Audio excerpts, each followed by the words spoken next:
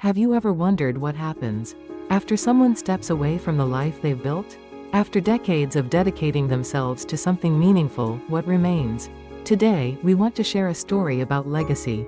Not the kind written in textbooks or displayed on walls, but the kind that lives quietly in someone's heart.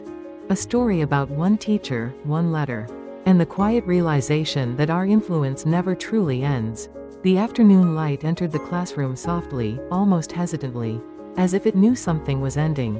Dust particles floated through the golden rays like tiny, weightless souls suspended in time. The desks were empty, rows upon rows of wooden desks, waiting patiently for voices that would never fill them again. And there, standing in the middle of this quiet room, was Mr. Co. For over 30 years, he had stood in this exact spot. 30 years of chalk dust on his fingers. 30 years of listening. 30 years of small moments that would echo far longer than anyone could have imagined. Today, he was cleaning his desk for the last time. His hands moved slowly, deliberately. Each wipe of the cloth felt like an act of letting go. He opened the bottom drawer, the one he rarely used. And there, hidden in the corner, was a yellow envelope. The paper had aged into the color of old bone. The postmark was dated 20 years ago.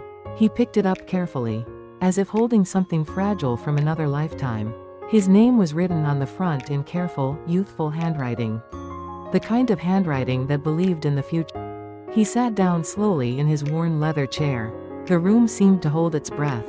With gentle fingers, he opened the envelope. Inside was a letter. Just a letter. But as he read the first words, the classroom seemed to fade away.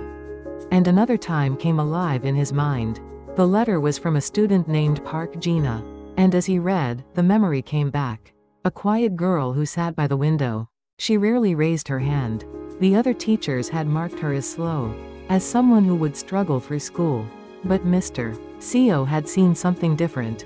He had seen someone trying, someone searching, someone who simply needed to believe they were capable. The letter spoke of a specific day 20 years ago. Gina had failed an exam. She was ashamed. Her classmates were in the cafeteria, laughing, celebrating their success. But Gina sat alone at her desk, convinced that this failure meant something fatal about who she was, that her worth was measured in test scores, that one bad result meant a bad life. Then Mr. Co. sat down beside her. He didn't tell her she was intelligent. He didn't make false promises. He simply said something that seemed small, but changed everything. He said, one bad test is not a bad life. One moment does not define your entire journey. In the letter, Gina wrote about how that single sentence became a door she could open whenever darkness came. Throughout high school, she faced obstacles. Her grades were still uneven. Her confidence still fragile. But when she wanted to quit, when she thought she wasn't good enough, she remembered those words, one bad test is not a bad life. In university, there were harder moments, loneliness, self-doubt, failure again. But the voice of that teacher echoed in her mind. And she continued forward step by step, day by day. She stopped measuring herself by her worst moments, and started believing in her capacity to grow. And then something remarkable happened. Gina became a teacher herself. The letter described her first day. She stood in front of 32 new students, feeling nervous, feeling the weight of responsibility. During lunch, she noticed a quiet girl sitting alone by the window. And in that moment, Gina understood something profound.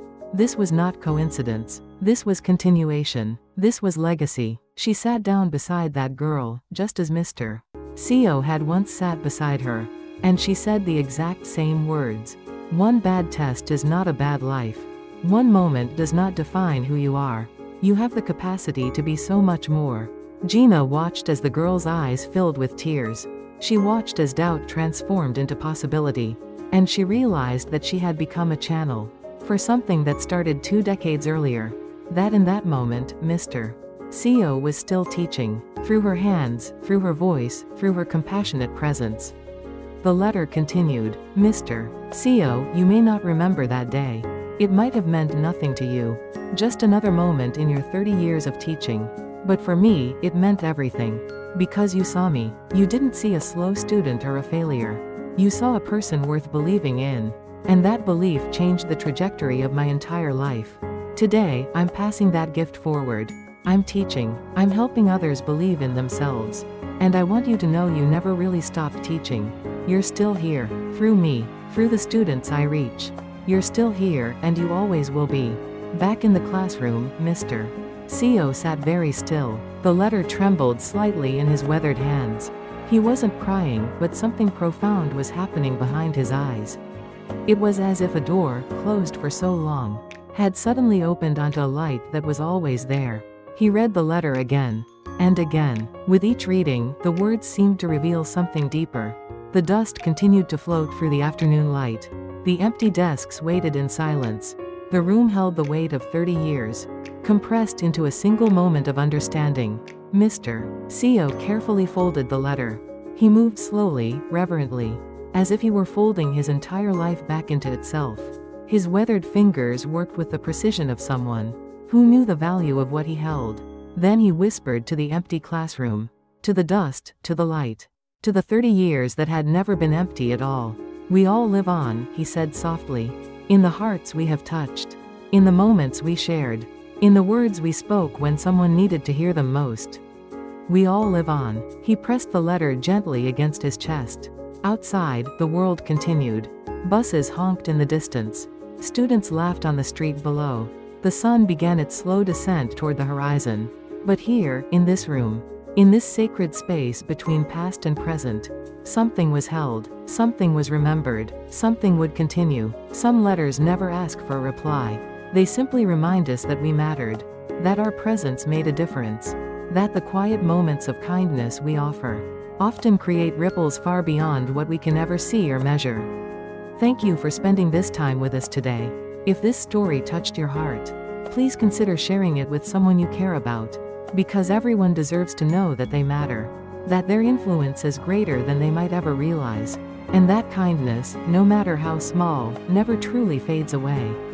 It echoes forward through time, through other people's lives, creating beauty we may never see but will always exist.